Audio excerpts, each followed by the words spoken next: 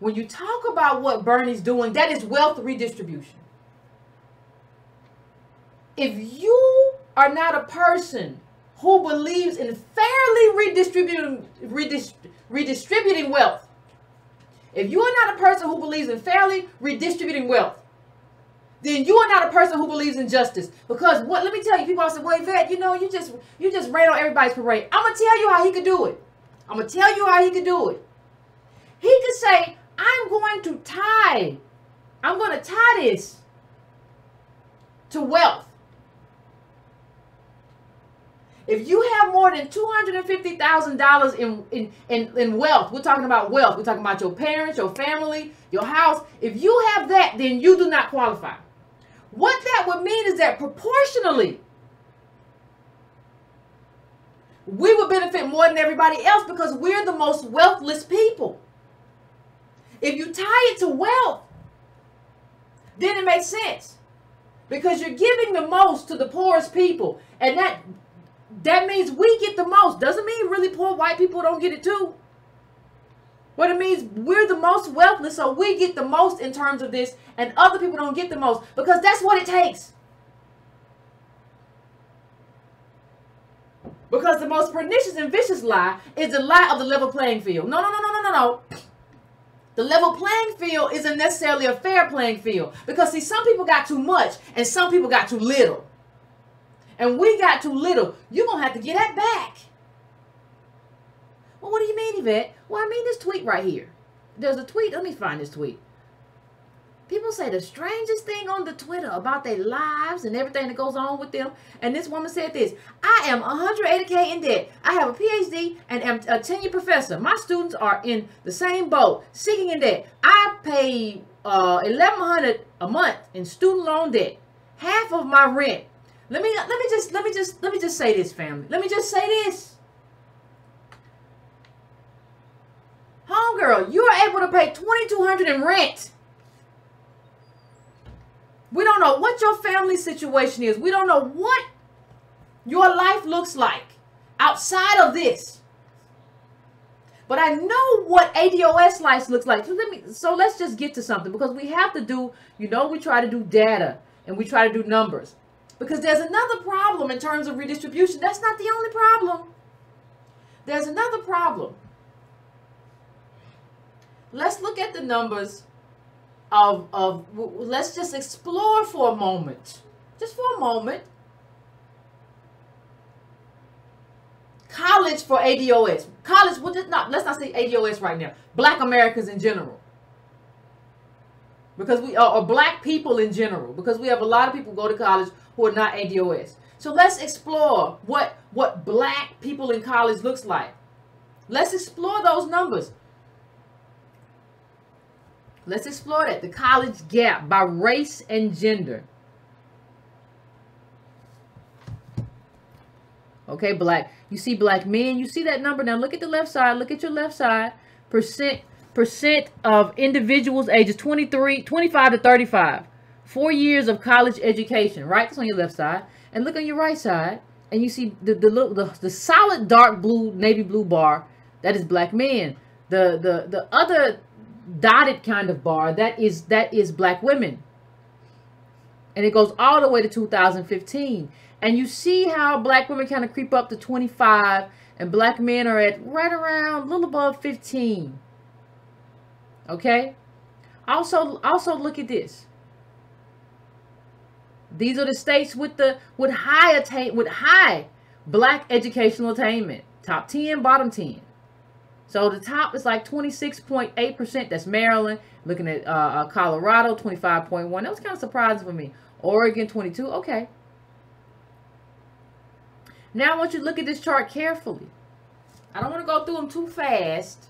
And I'm going to bring this up a little bit bigger. But this is black educational attainment by sex. Now that you know the title, I'm going to bring it up a little bit bigger. You see the dark green, that's graduate or professional degree. You see the middle green, the middle grade green, that's bachelor's degree. You see the kind of bright outside foliage looking green, that's associate's degree. So when you look at the bachelor's degree, now let me bring it up a little bit, I'm sorry. The men versus women. So bachelor's degree, let's look at that. 12, that green, 12% versus 14%. So 12% men, 14% women, right? Black. You look at the graduate, oh, that's a real small number. Men, black men, 6%. Black women, 9%.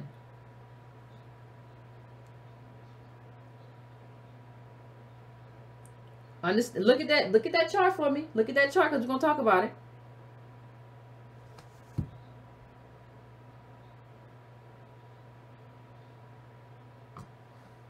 Look at that chart. So most of us, the vast majority, look at how small those numbers are. Even the bachelor's degree, 12 and 14. Now I want you to think about this. I want you to think about this. I want you to understand this. So in terms of this plan, most of us don't, the majority of ADOS, the majority of black people don't go to college. So what you're telling me is that the child of a Wall Street banker still gets a bailout, Bernie. He still gets his college paid for, Bernie, because you do universal. So the child of a Wall Street banker still gets a bailout, but a poor kid who didn't go to college gets nothing. That's your idea of justice, Bernie. That's your idea of justice. Because you say I do universal. I believe in universal. So the child, I'm going to say this again, the child of a Wall Street banker, you say you so against Wall Street, he gets to have his kids' debt wiped out too. But if a black kid didn't go to college, he gets nothing under your plan. Not a thing. How is that fair? How is that good for me? How is that justice? You have to explain that to me. Like Monique said, make it make sense. Make it make sense for me. See, if you tied it to wealth, you would be fair. You would make sense to me. If you tied it to wealth, you would make sense to me. Because then, disproportionately, it would be betrothed on ADOS. But even when you look at these numbers and you understand, like these are black men. Black men educational attainment, have attended college versus in their lifetime versus have a bachelor's degree. Right? Now you go down here, that's all black men in the orange. I mean, that's all men, I'm sorry. And that's black men in the blue. All men in that orange and black men in the blue. Right? So understand, you have to understand what we're saying. You have to really understand what we're saying. This only helps. This should be tethered to something else. This should be tethered to wealth. If you want to do it in a fair way, it should be tethered to wealth. Right? That's the first thing you got to understand. But the second thing you have to understand is that even this way, it only helps black college grads. And when we look at those numbers, what we see is that the majority of us, in terms of black people, are not college graduates. Now you say, I'm just not talking about the majority. I want you to hear me when I say this. There are 200 million whites, right?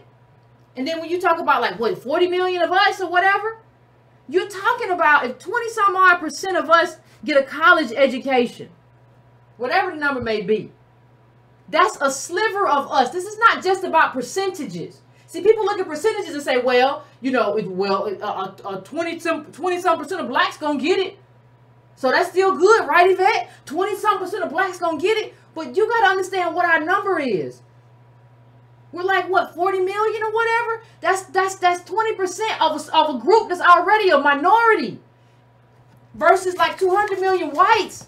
So you're giving a sliver of a small group a benefit. That's what you're doing.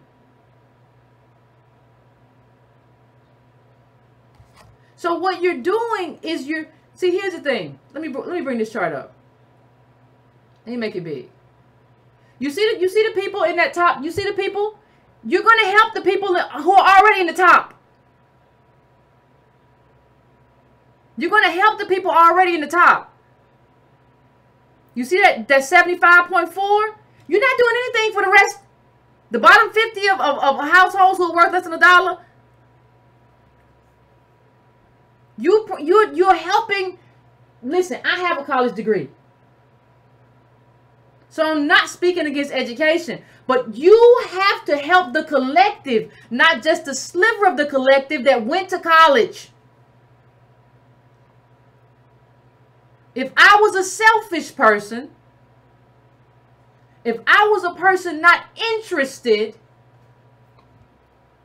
in the group, I wouldn't care. But understand that I too, like a lot of these people in this bar, this top blue bar, a lot of these people have family, parents who are already in college. Like when I went to Howard, I ran into a lot of people who had parents and grandparents who were like second, third generation Howard or HBCU. You're helping that group. But what we need is collective movement. What we need is collective uplift. That's what we need. We need collective uplift. We don't need to help just the ADOS or just the black people who are already in the best position. And people, I know what everybody's gonna say. Everybody's gonna say, well, Yvette, it will help me pay for my college loan. Let me tell you something. You think it helps? It won't. These white people have 75% of our 2.6. Understand something. Understand something too. Family. I don't care if they write off your student loans. You still got a family. And I'm not just talking about your kids. I'm talking about all your cousins, brothers, and sisters. You still in a black community because we tend to live amongst each other. You still with your family and they have nothing. So what good is it if you can't have a community that's worth something? If you can't have a community that's stable? What good is it? You want to run off and leave them?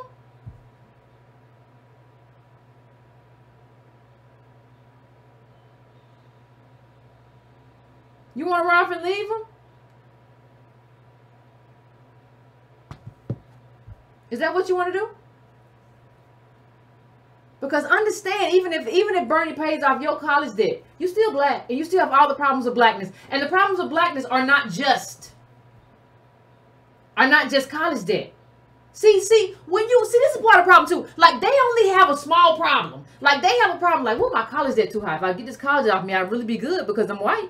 I mean, I'm talking about the stuff that comes with whiteness in terms of I have some inheritance, but it's not enough, or I have a good job, but I just need to get this debt off of me, this albatross off of me, get it off my neck, and I'd be good. And so this is a lifeline to them. It's not a lifeline to us because we got too many problems that stem all the way from slavery and accrued disadvantage. We have the problems of race. So the real problem too is not just about, well, we have this college debt. The problem too is like, how do you get that college debt?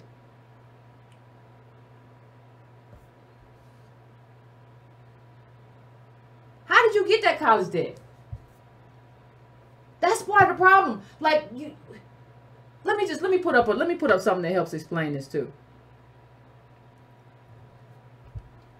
There was an article in BuzzFeed a while ago. I think I used it one time before. That says, why even quote unquote wealthy, I would challenge that idea, black students have more student loan debt. Well, why?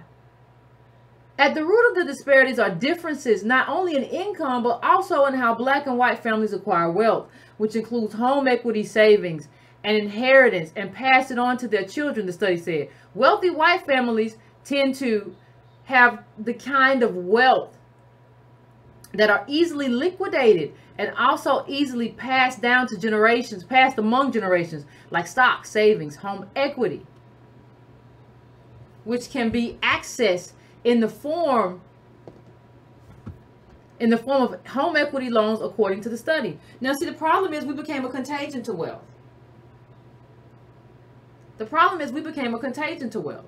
Here's the next thing. The wealthy black families in the study had only half of the financial assets and less equity in their homes, making them less able to pay down their own debts and contribute readily to their children's education and living expenses. Though wealthy white families contributed on average $12,000 to their child's college educations, wealthy black families gave just $4,200. See, what I'm telling you is that what you have to fix first, you have to fix race. And not fixing race is a dodge. Because we inherit poverty. And we won't even talk about plugs and outlets. So you talk about erasing the debt, and then a kid doesn't, and then ADOS doesn't even have anything to plug it into in the job market. What are you doing? You have to deal with, one of the things that has to be dealt with in this conversation, you have to deal with the why. Why don't more black kids graduate? Why don't more black kids go to college? Why don't more ADOS kids do that? We have to talk about the crumbling schools. You have to talk about, you have to deal with race and the racial wealth gap. Because that's what we're looking at. That quote you just read, that I just read and you just read when it was up on the screen. What that quote tells you, what that quote is telling you is that the racial wealth gap persists amongst all of us, except for the very top aberrations like Oprah and Jordan or whatnot. That's what it's telling. Even like wealthy Americans still don't have it because we're contagion to wealth. So our homes don't accrue the same value. We're still trapped. Everything else is piecemeal. It's whack-a-mole, like I said before. You're not really dealing with race and the consequence that we deal with. You're dodging it. You're taking our reparations and giving it to the rest of America. You have to deal with us. You're not even dealing with us in kind of a class-based way, where you say at least it's tied to wealth, so that somebody doesn't get it. You don't want to do that. You want to throw all of America a lifeline and leave us out here with nothing, because we still don't have anything. I don't understand that. You don't believe in justice if you don't believe in fair redistribution of wealth. You just don't. That's the myth of the level playing field. There is no level playing field like this, where you just make everybody equal. Everybody gets the same thing. The Wall Street banker. Well, everybody needs to get the same thing, because the Wall Street banker's kid who went to college, if he has debt or whatever, if he decided to take out some loans, I don't like you, daddy. Don't pay my loans. I'm going to do it myself. I don't want to be bothered right now. I'm going to run off Oregon, make spoons. If he does that, or if he did that, he gets his stuff paid off. You know, people, they throw all kinds of tantrums with their parents. Keep your money. And then get back together. So if he did that, then he gets whatever. Somebody worth $1 million did it and he gets whatever. And just, I don't want to pay that right now. You know, see, these people move their money so weird. Well, we're going to pay that later. We're going to move this money over here. But the black kid who didn't get to go to college because he had nothing and had no aspiration for that, because he knew he couldn't pay for it, and college wasn't for him, he still gets nothing. And that's the majority of us. Now, see, if you just care about yourself, you want to be kind of boule with your stuff and be like, well, Yvette, I would get something, so calm down. You got to think about more than you. It will pay my loans off, but I'm thinking about more than my loans. I'm thinking about more than me. I'm thinking about the group. You got a lot of Negroes around here who are just running around because Yvette, that will pay off my stuff, be so good for me. Stop saying me. You got black people all around you who ain't going to get nothing. So that's not community uplift. We are interested in the collective, not just the top tier group. And again, I say this as a college graduate, a proud one. That's not the point. I'm not anti-education. I'm pro-group uplift. Come get it, understand it. And you're trying to, see, what you're trying to do in terms of the rest of America, all of America. You're trying to give the rest of America a life that ADOS never had. You're trying to give the rest of America a life that ADOS never had. You're trying to save their life. You see their life kind of crumbling. Oh, we have to do that because college is expensive. It's an albatross around their neck. Blah, blah, blah, blah, blah, blah, blah, blah. But we never even had the life. We never even had the life this woman talked about. This woman talked about, what is she? Let me see if I can find what she said. It was madness to me. We never even had a life like this. Well, we had this debt, yeah, but we had $2,200, a $2,200 apartment, a tenured professor. We never had this life. See, you're trying to save her life. But we never even had the opportunity to have this life that she had for the most part. But you want to save her. I see you, Bernie. You're sending her a lifeline. That's not for me. She got $2,200 in rent. That ain't even a house. Honey, you living all right. You want to save the American dream for her, but we never had the dream, and there's a debt that still owed us. And even if you were going to do this fair, because I'm a fair person, I'm a fair-minded person, you could tie this to wealth and say it's wealth tied. If you have more than 250 in wealth, you talking about you, family wealth, inheritance, all that, you don't get it. That would make the bulk of it go to us, but you didn't do that, did you? Stop playing games with me. You didn't even try to, you know, one of the things that's very interesting about this whole thing, and she works for Bernie as a policy advisor, this lady who was talking like she was just regular.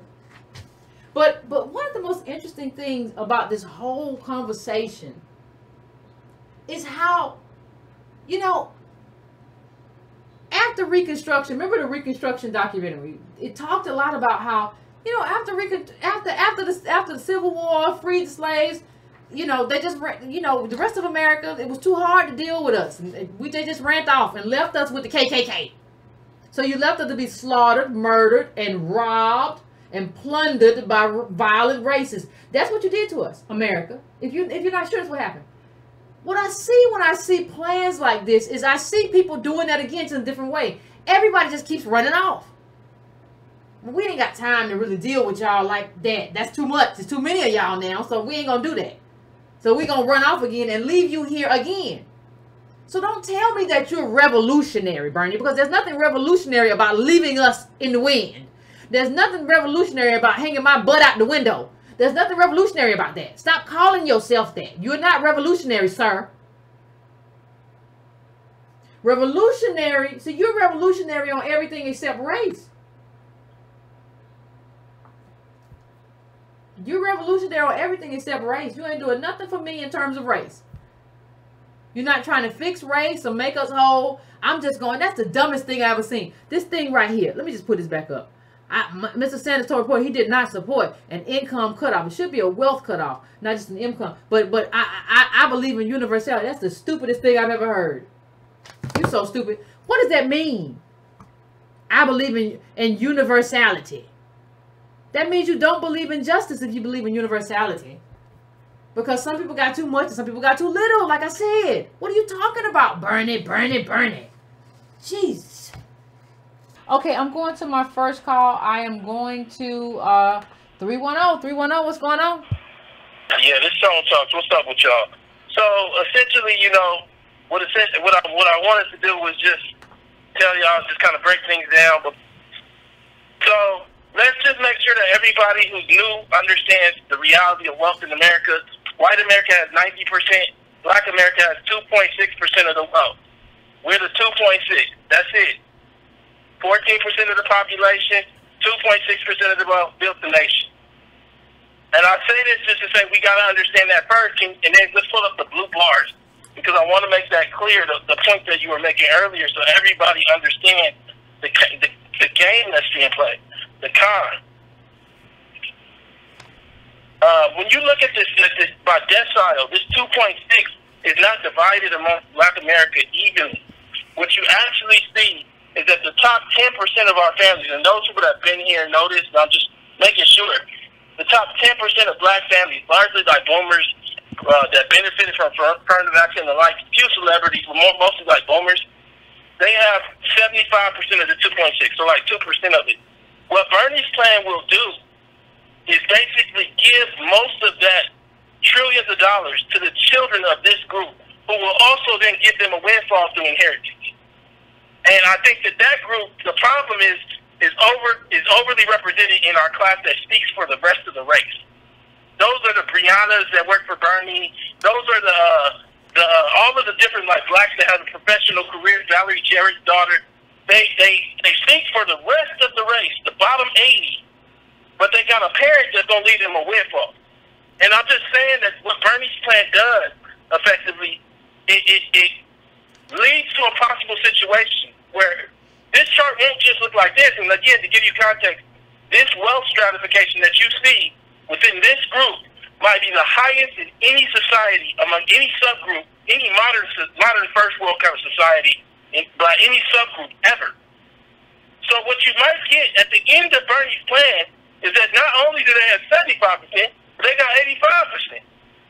Because now they don't have to spend their money on the education. I'm not here to help out no boule. I'm just telling you the truth. And I think that everybody has to understand the dynamic of we would be rewarded if somebody who decided not to pull the money out and pay for their kid to go to college. But then we would be forgetting the black kid in the ghetto who, as a result of multi-generational misluck, failures, everything else, has nothing. It didn't go to college. That's not what we're here for. We're not here for Bernie Sanders' plan. And I think one of the problems with Bernie's plan is the word universality. Well, America has slavery. Ain't no universality. To say that is to not understand American history. And I've said this again and again about Bernie and his problems. He ain't been here long enough. His family ain't been here long enough. He wants to start America in 1920 and leave out the civil rights. Well, people say, well, he marched in the civil rights. All his plans leave out the civil rights. It leaves us out like slavery didn't happen. There's no universality after you have hundreds of years of slavery followed by Jim Crow. There's either you going to forget black folks or you're not. Now, let's pull up the foreign immigrants chart. Let's talk about it.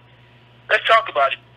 See, Yvette, when the foreign immigrants chart, what it tells us is a very interesting data point that Bernie ain't keep his secrets, y'all. See, we only got 20% that got the college degree, but what it might be worse because you look real close. Let me say it again. You look real close, and the black line for foreign people that have degrees is 25%. But for regulars, like the 33 million, this is ADOS basically, 16%. So we're not even getting the share from the. Hold on. So we're not even gonna get the share of the $2.2 trillion of forgiveness coming to ADOS. This is reparations for black foreigners. Probably what it is. Am I wrong, Yvette? No, you're right. Don't get me in trouble. But yeah, you're right. No, you're right because we don't because we're not taking them out of that number. You're just saying black people. You're not saying ADOS. That's why I want studies to start dispersing people. To start dispersing people, you know, you have to take it like the studies we saw for LA, the studies we saw in Boston, in Miami. You have to take these groups apart and see who's getting what. So let's talk about it in terms of just what we know in LA. In LA, the median white family is worth $350,000 middle, regardless of education. The median Nigerian family is worth $150,000 or $140,000, and 70 of it is like liquid. The median native black family is worth $200 liquid. Ernie's plan will give them the bulk of this plan. It won't go to ADOS because we don't go to college that much. Look at the numbers. I don't think we understand it. Unless you focus reparations on our lineage, we don't get it enough of it. I don't care what no politician tells you. There are 200 million whites. They go to college at a 40% rate. There are 40 million blacks. We go to college at about a 22% rate. But if you look at ADOS, it's only 16%. 25% is so basically what I've told you this before. You might arguably have a situation where America has slickly made an out for themselves. Where, let's just say that black America has 10% of success. Well, half of that is going to 7% of our population, which are foreign immigrants. And it's just time to get honest that these plans that don't focus on our lineage avoid us. That's what's going to happen. It's just what it is. let's bring up one more chart, which is the racial dot map. First, let's bring up the blue chart that shows the cities, and then go to racial dot map. Okay, hold on. So when you start talking about programs, anything like that, you got to look at it based on where you live. I just got back from both Birmingham and Alabama. I live in California. Understand this. What we saw on the blue chart that Yvette brought up earlier is something very interesting. The bottom 10 states with high black educational attainment are what? Alabama, Mississippi, South Carolina, Louisiana, and Wisconsin. Let me read this one more time. Alabama, Mississippi, South Carolina, Louisiana, and Wisconsin.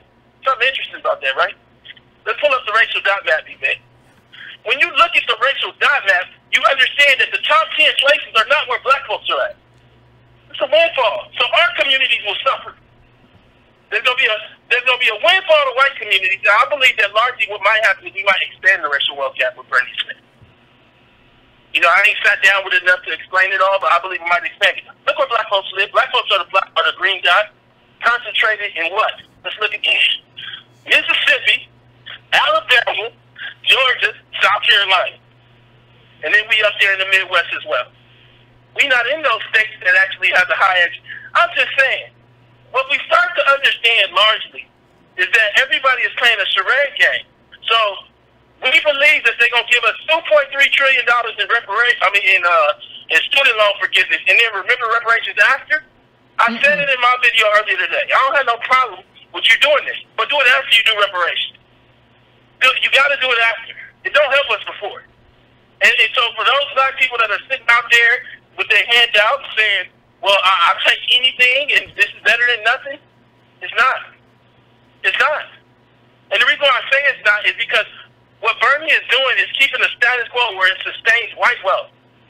It's not better to sustain white wealth. Like, I think fundamentally, how these people keep paying for their kids to go to school? Individually, it might be a sacrifice for you, just like it is for me, just like it is for Yvette. Fundamentally, what we need is a transformation that focuses on the lineage, the struggles of African Americans, of ADOS people in this nation. If we don't get that, I don't see how we survive. But I just want to make sure I get everything. You got to remember, look at this. I'm going to end on this note, Yvette. Remember Olivia Jade with the whole scandal, the college admission scandal? Yeah. You know where they found her? You know where they found her when they found her and finally had to tell her some, like, you've been cheating and everything? They didn't find her in the library, Yvette. They didn't find her in the classroom. Where she was at? She wasn't on the dorm either. What she was? She was in a yacht. She was on the USC trustee's yacht. What you might end up with, come on, is a situation where you give a windfall to people to only give it back to the school another way, through, like, donation or whatever. So now, school free, but we're going to come up with another cost for school, which is like a donation to the school. So don't think that this solves it. Don't think that this makes you American. Because you're going to pay off your student loans, but then your kid is going to have a new cost. See, we need to solve the entire racial framework where black folks are undercast, where black men are basically going to prison and born to go to prison, where black women are left out of the workforce. We need to look at the realities of what people are saying and the consequences of them, because they're trying to solve their own stories, and we're trying to listen to theirs instead of fix ours as well. That's all I want to say. All right, Tone. Tone always, as usual, bringing the fire. Tone bringing the fire. As always, that's nothing new for this show. That is nothing new, ladies and gentlemen. Yeah.